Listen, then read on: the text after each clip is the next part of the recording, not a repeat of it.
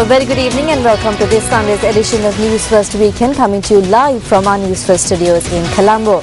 I'm Nayaka. Let's start off with a look at the headlines. UPFA claims victory in the UWA Provincial Council polls. UNP sees an increase in the number of seats.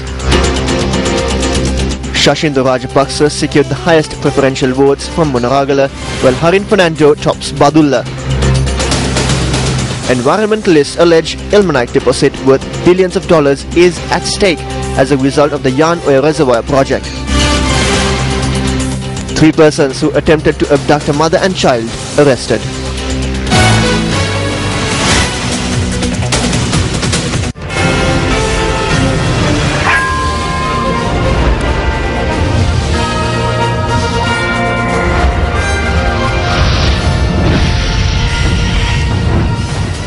Starting off tonight's bulletin with the outcome of the UWA Provincial Council elections. The United People's Freedom Alliance has claimed victory in the UWA Provincial Council. Now, however, including the 2 bonus seats that it has won, the UPFA has lost 6 seats in comparison with the number of seats it had in the last Provincial Council. Here's a more comprehensive analysis. Along with the 2 bonus seats for securing the highest number of votes in the province, the UPFA has a total of 19 seats with the total number of votes standing at 349,906. The UNP won 13 seats in the UWA Provincial Council with their total votes numbering 274,773. The JVP has received 2 seats with their total votes numbering 36,580. The Democratic Party did not win any seats in the Provincial Council. While the UPFA has lost out on 6 seats in comparison with the number of seats it held at the last Provincial Council, the UNP has gained 6 seats. The JVP, which had a solitary seat in the last UWA Provincial Council, now has 2. Although several constituent parties of the ruling UPFA, including the National Freedom Front, contested the election alone, they were unable to secure any seats. The number of seats allocated for the Badulla district was reduced by 3 ahead of the election, while the number of seats in the Monaragala district was increased by 3. In the Badulla district, the UPFA only managed to win 1 more seat than the United National Party. Of the 18 seats in the Badulla district, the UPFA won 9, the UNP won 8, and the JVP secured 1 seat. The UPFA's total votes in the Badulla district as a percentage reduced from 67.79% at the 2009 election to 47.37%. The UNP, which had a vote percentage of 25.81% in 2009, saw their share increase to 44.79%. It is also notable that the UNP won the electorates of Valimada, Haliala and Badulla of the 9 electorates in the Badulla district. The UPFA won 8 seats in the Monaragala district this time around. In 2009, the ruling alliance won 9 seats. A notable feature is that the UPFA has lost 1 seat, even with 3 additional seats being allocated for the Monaragala district. In 2009, the UPFA's vote percentage in the Monaragala district was 81.32%. This time, however, their share of the vote dipped significantly to 58.34%. The UNP won 5 seats in the district this time around, with their vote percentage standing at 31.92%. Incidentally, in 2009, the UNP only had 15.52% of the vote in the Monaragala district. While the JVP did not win any seats in the Monaragala district in 2009, this time around, the JVP has secured 1 seat. As per the official preferential voting results released this afternoon, Shashinda Rajapaksa of the UPFA won the highest number of preferential votes in the Monaragala district, while the UNP's Harin Fernando came first in the Badulla district. UPFA Chief Ministerial candidate Shashinda Rajapaksa had secured 96,619 preferential votes. Incidentally, in 2009, the former Chief Minister won 136,697 votes. Kumarasiri Ratnayaka was second from the UPFA, receiving 59,285 preferential votes, and Udara Zoisa was third on the UPFA list with 48,513. Salia Sumeda Silva was fourth in the UPFA list with 21,206 votes. For the UNP, Ananda Kumarasiri received 24,421 preferential votes and topped the party list in the Monaragala district. WHM Dharmasena was second for the UNP with 18,400 preferential votes, while Tisakutiarachi received 18,265 preferential votes. The JVP's R.M. Javardhana, who received 5,796 preferential votes, claimed the party's 1 seat from the Munaragala district. Anura Vidanagamage topped the UPFA list in the Badula district with 59,316 votes. Chamara Sampath Dasanayaka was second with 34,337 votes. Sendil Tondaman was third with 31,858 preferential votes. Harin Fernando received 173,993 preferential votes and topped the UNP list and the Badula district as a whole. Velayudan Rudradeepan was second in the district on the UNP list with 30,457 votes, while Sunil Jayanta Kannangara was third with 28,290 votes. Samantha Vidyaratna, the JVP Uva group leader, received 14,161 preferential votes and claimed the party's one seat from the district. Now, following the announcing of the preferential voting results, the victorious candidates celebrated their victory. The preferential voting results for the Munragala district were issued at about 3 o'clock this afternoon. Politicians and their campaigners had flocked to the district secretariat well before the results were announced.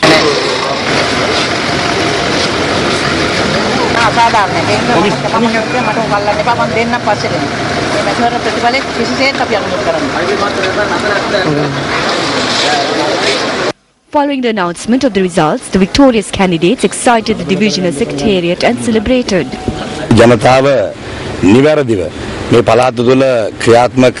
By electing the UPFA, the people of the Uva province have given a clear decision regarding the development and future of the Uva province. The support of all of the councillors who were elected and all of the candidates in our group was essential in the victory.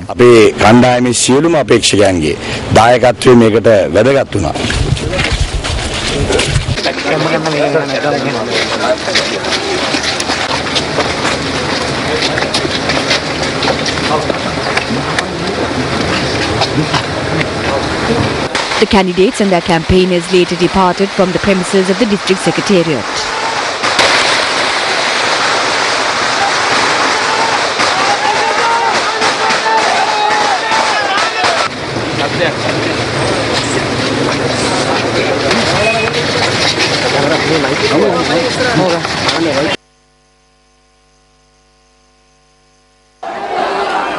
Preferential voting results in the Badula district were also issued at the district secretariat.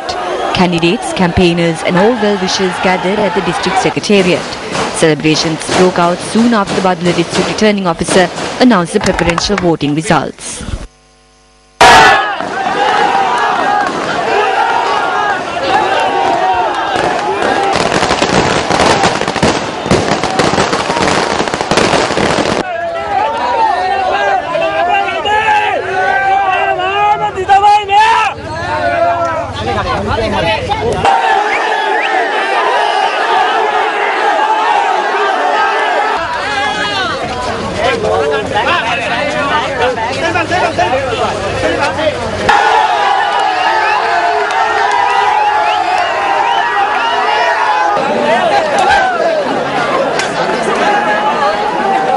ආණ්ඩුව මේ වෙලාව වෙනකොට සියලුම රාජ්‍ය දේපල පාවිච්චි කරලා සියලු දේවල් කරලත් මම හිතනවා ආණ්ඩුවට. Even though the government utilized all state property for their campaign, the opposition had more power. This is a huge win for the opposition. We received 173,000 votes. This is a historical win. This is an increase of 88%. This should be the highest in all of Sri Lanka. I would like to thank the public, and as a group, we will carry out our duty to the best of our ability for all those who supported us and help us emerge victorious. පෙරලියක් ඇති කරලා දීපු මේ සියලු දෙනා වෙනුවෙන්ම අපි අප කැප වෙලා කටයුතු කරනවා. අපි ඉල්ලා සිටිනවා බදුල්ල දිස්ත්‍රික්කයේ ජනතාව මට දැවැන්ත සහයෝගය ලබා දුන්නා. We would like to say the people of Badula gave their support and gave us more than 60,000 votes. I would like to request the public to celebrate with us in a peaceful manner. මේ ජයග්‍රහණය භුක්ති විඳින්න කියලා තමයි මට ආදරය කරන බදුල්ල දිස්ත්‍රික්කයේ සියලුම ජනතාව ඉල්ලා සිටිනවා. Let's take a look at the views expressed by some of the main political parties at their post-election media briefings. Our chief ministerial candidate was in Munragala. There has been a reduction in the number of councillors and no one can deny that. But I believe that the reason for this is that we had a similar number of voters as in the Badula district. There would have been no reduction. Another factor is that two parties in the alliance contested alone in the Badula district under their own symbols. They have secured 4,835 votes. As a percentage, it is 1.1. So if you include these votes to the votes For the alliance, our majority increases to 9,880 votes.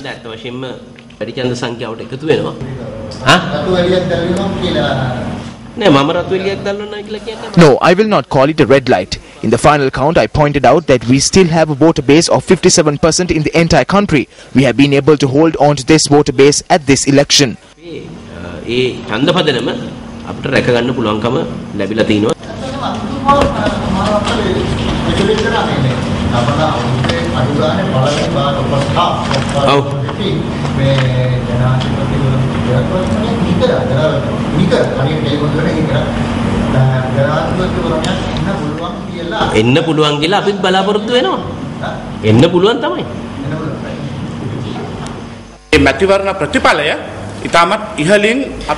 We appreciate the election results.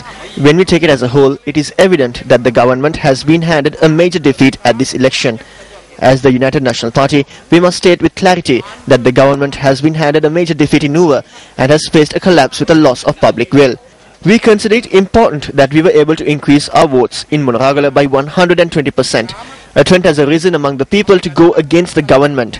This is not an election that changes governments. In spite of this, we believe that the people have given a clear message to the government that it can be toppled at any national election in 2015.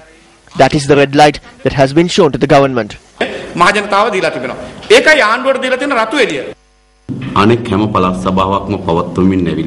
They left the Uva province for last after holding elections for all the other provincial councils with a plan to employ victory here to commence the next era in power and hold a presidential election.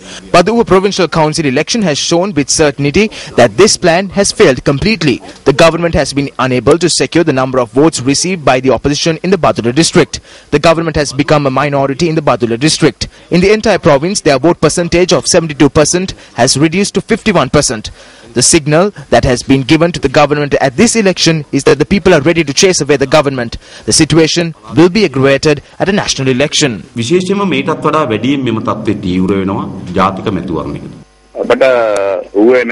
results we received at the Uva Provincial Council election cannot be true. It is not the result we would have gotten at all. Even three-wheeler parties have received an abnormal number of votes. Some parties, which had no election campaign at all, have obtained more votes than us. We know that the government has distorted the results cunningly. I am 1000% certain, and the people of this country too will not believe that we received only this many votes. When considering the journey that our party has come on thus far, anyone can see that it is not the reality. They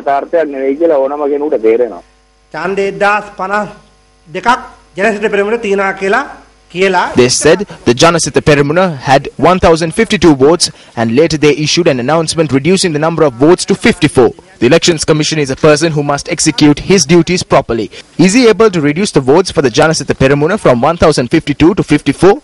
How can he reissue a statement like that? Where is the morality in this? I cannot accept this result in any way.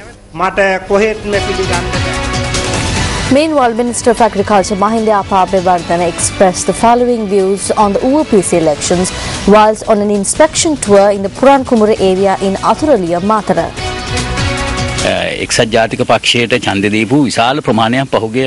Majority of those who voted for the UNP in the last UPC polls voted for us in this UPC elections. They gave their vote after they lost hope in the UNP. During this period, the UNP used a new tactic to gain votes. They let go of a parliamentarian and instead put him as a candidate for the elections with a large-scale campaign. Thereafter, Ranil Wickremesinghe made a public appeal to those who are supporting the UNP to join them once again in the hope that they will forget the past and travel together. When that happened, some of those who were supporting the UNP earlier and voted for us later once again voted for the UNP. That is what happened.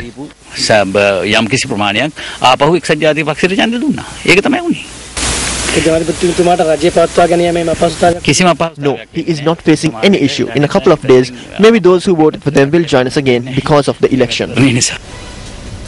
The polls may have come to a close, but animosity appears to prevail. Police say that 2 incidents of violence have been reported in the immediate post-election period. Opposition member of the Haldamulla Pradesh Sabha, Nimal Karunaratne, was injured in an alleged attack by the chairman of the Haldamulla Pradesh Sabha. The Haldamulla Pradesh Sabha is governed by the United People's Freedom Alliance. The police media spokesperson said that Nimal Karunaratne was attacked with a sword at around 5:10 this morning opposite his residence. Pradesh Sabha member Karunaratne was admitted to the Diyatalava hospital for treatment. It was at around 5:10 in the morning. I went outside the house and it was then that I was attacked. I was attacked with a pole at first, and then when I was about to be attacked with a sword, I grasped it with my hand. The sword is at my house.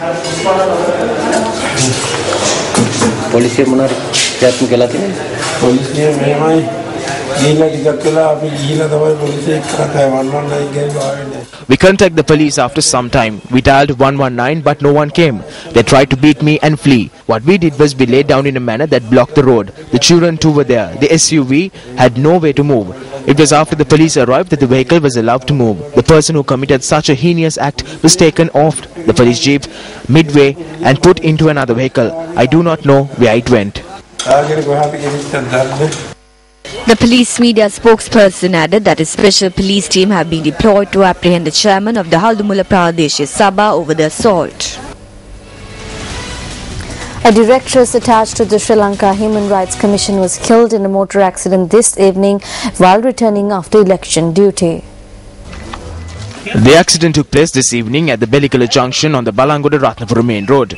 The directress of the Sri Lanka Human Rights Commission was travelling in a van which collided with an SLTB bus travelling in the same direction. The police added that another 3 persons were injured in the accident and were admitted to the Balangoda base hospital. Environmentalists allege that an ilmenite deposit worth billions of dollars is at stake as a result of the Yarnoy Reservoir project.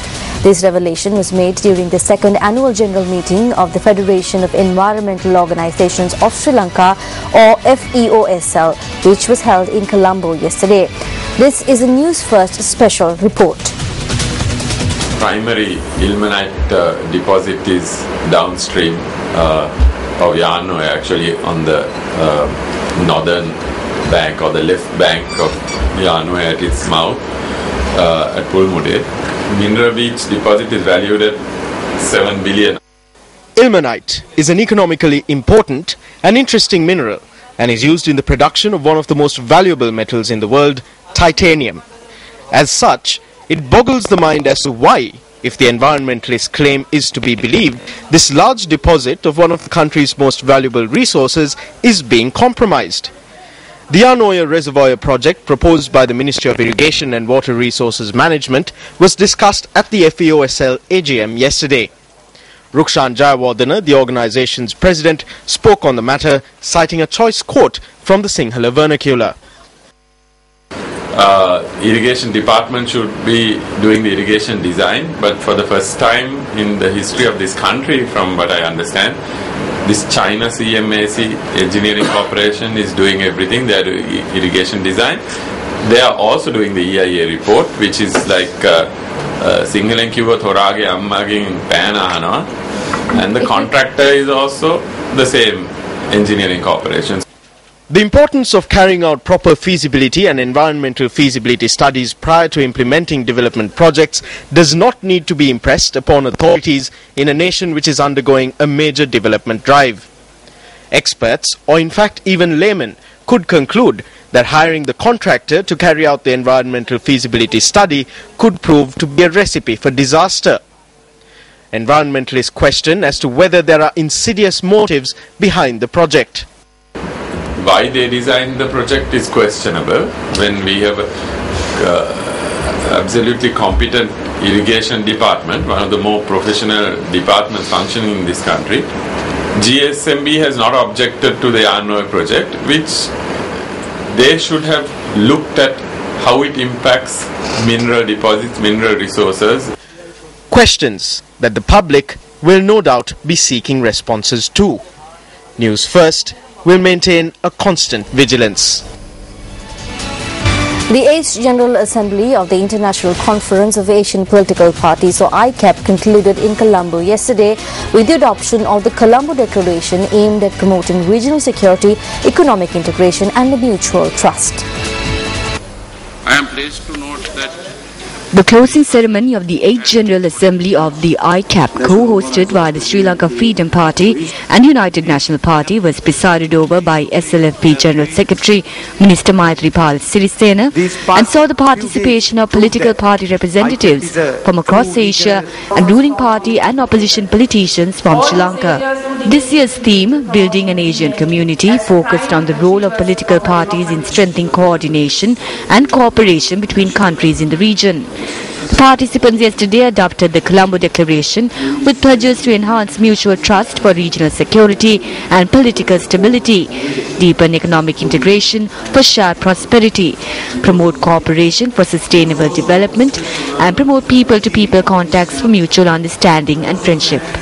About 200 delegates from 36 countries in Northeast Asia, Southeast Asia, West Asia, Central Asia and Oceania participated in the three-day conference.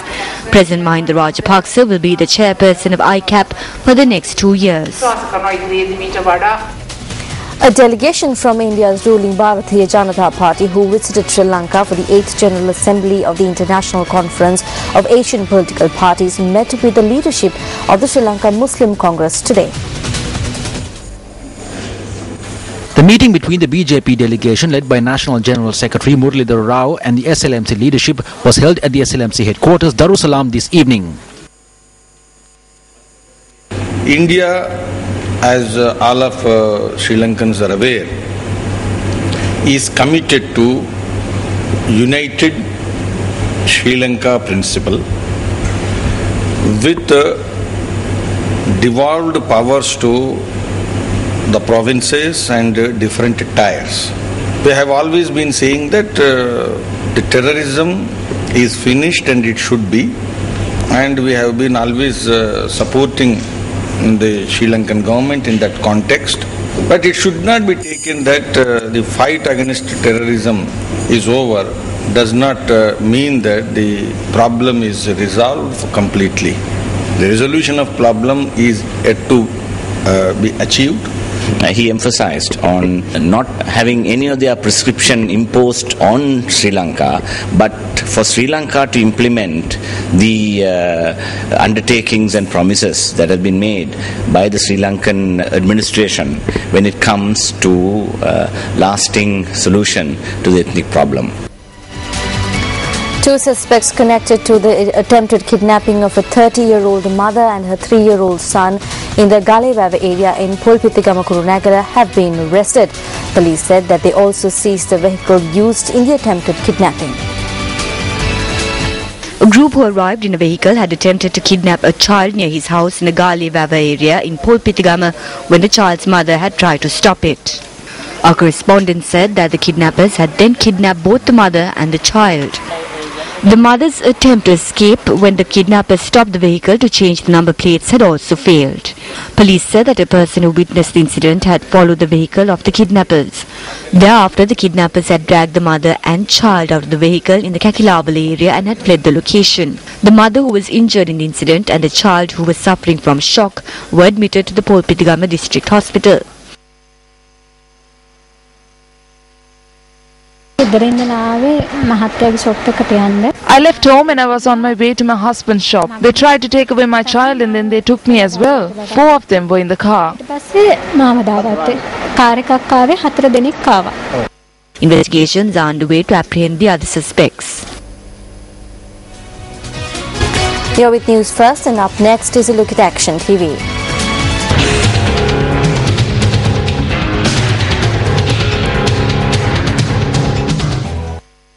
On the 6th of September, the Minister of Higher Education justified the visit to the Vice-Chancellor of the University of Sri Jayawardhanapura, who is retiring from his post in coming November, to Japan on the 2nd of September to attend an international research symposium explaining the benefits of such a visit.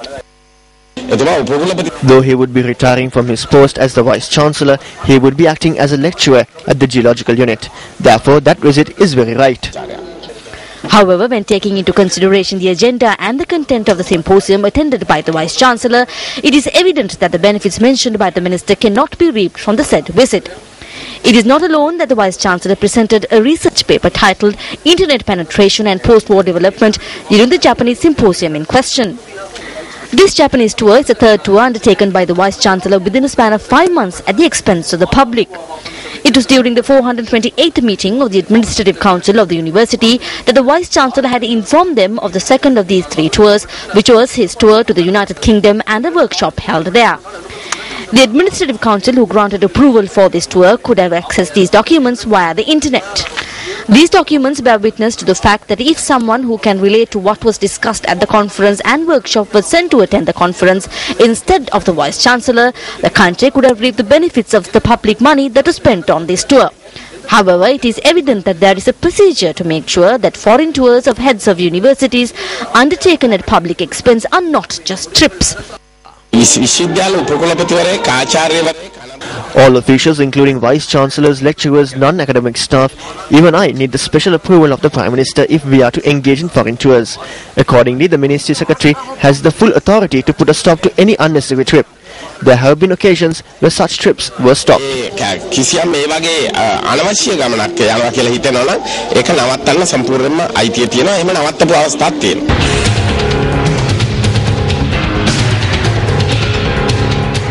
Taking a look at business news this evening, the Central Bank of Sri Lanka notes that there has been a gradual decrease in interest rates, bringing them closer in line with the CBSL's policy rates. By the end of last week, the interest rate on bonds had decreased to 7.15%. According to the latest data released by the CBSL, the interest rates of commercial banks had reduced to 13.53% in the month of August. Commercial bank interest rates stood at 15.93% in August last year. Interest rates on savings deposits have decreased to 7.02%. However, in August 2013, interest rates on savings deposits stood at 10.1%. Furthermore, interest rates on fixed deposits have reduced to 8.44%.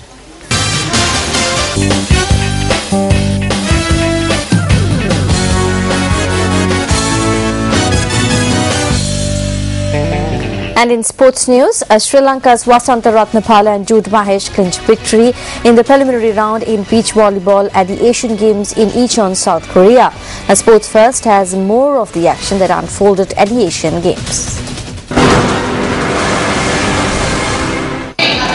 Sri Lanka faced India in the Group B hockey tournament at the 17th Asian Games, worked off in Incheon, South Korea. India led the scoreboard with a score of 5-0 at the end of the first half and went on to win the tournament with a score of 8-0. India, but that's all it is, of course. Asanka Madagedera and Pubudu Kumarge faced Indonesia in the Group C volleyball encounter and were defeated 2-1. Vasantha Ratnapala and Jude Mahesh, who faced Cambodia in Group B, clinched victory with a score of 2-1. Japan's Iziro Suke set a new games record in the 100-meter backstroke event, clocking a time of 1 minute and 4.45 seconds. The games are being telecast live on MTV Sports. Retain the title. Races tonight. Also in action from the Asian Games, North Korea's Kim Ang-guk broke 3 world records on his way to gold in the 62-kilogram class weightlifting today. He followed up his record of 154 kilograms snatch with a clean and jerk of 174 kilograms to set a new combined record of 228 kilograms. Then with his final attempt, he successfully lifted 178 kilograms to shatter it again with a combined 332 kilogram, 5 kilogram more than the mark he set in winning Olympic gold in 2012.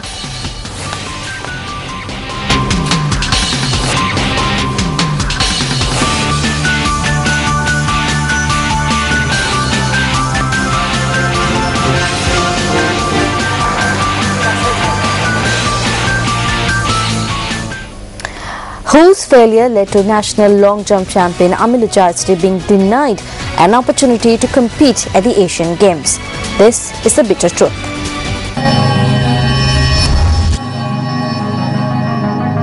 Amila Jayasri of the Army Sports Club is the national long jump champion. At the concluded national games, a qualifier for the Asian Games, which are currently underway, Amila Jayasri succeeded in matching the national long jump record, which was set 15 years ago. He covered a distance of 7.86 meters to achieve this feat.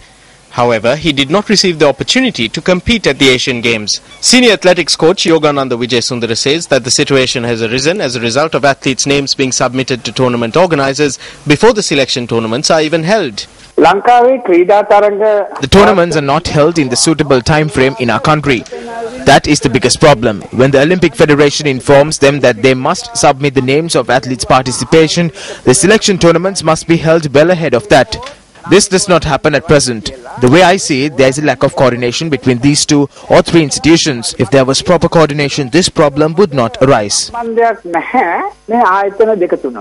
However, Saman Kumara, a member of the National Athletics Selection Committee, noted that Amila Jayasuri's name was submitted to the Ministry of Sports in keeping with the selection procedure without any delay. He claims to be unaware that Amila Jayasuri was not included in the team. When inquiries were made from Saman Kumara, it was also revealed that the National Olympic Committee had failed to provide Amila with the necessary accreditation. Although inquiries were made from Prema Pinnawala, the Secretary of the Sri Lanka Athletics Association, regarding what subsequent action was taken, there was no response forthcoming. Attempts to obtain a response from the President or the Secretary of the National Olympic Committee did not bear fruit either. Lakshman Hapuarachi, the Treasurer of the Schools Athletics Association, claims that these authorities are only interested in protecting their own power and not in the advancement of sport. This procedure of using a larger spoon to feed their loyalists and to send the children and coaches of their loyalists abroad must be stopped at least now. There must be a national plan. Athletics cannot be advanced with these plasters that are stuck on in a week or 2. We are well aware that they have abandoned the sport as they have become The tragedy that has befallen Amila Jayasuri is not the only occasion which has made evident the failure of the Sri Lanka Athletics Association and the National Olympic Committee. Athlete Udaya Viraj Vijay Singha was deprived an opportunity of competing in the Commonwealth Games in spite of meeting requirements at the selection tournaments. National Under-20 Women's 3000 meter steeplechase champion Mahesha Veerasinghe was deprived an opportunity of competing in the Asian Junior Games. National 110 meter hurdles champion Supun Viraj Randenia, who is currently in America, was deprived of an opportunity to compete in games held in Thailand and Macau in a similar backdrop. What punishment would be suitable for authorities whose negligence or deliberate ineptitude has caused the nation to lose opportunities for victory? Open for debate.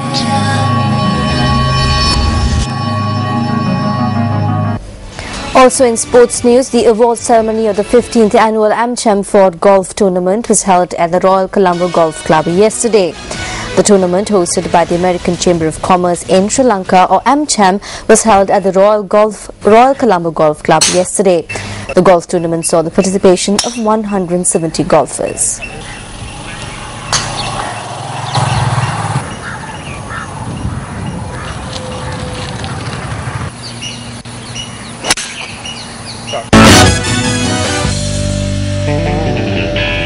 And with that, we wrap up tonight's edition of News First Weekend. Thank you very much for joining us. Have a pleasant weekend ahead of you. Good night.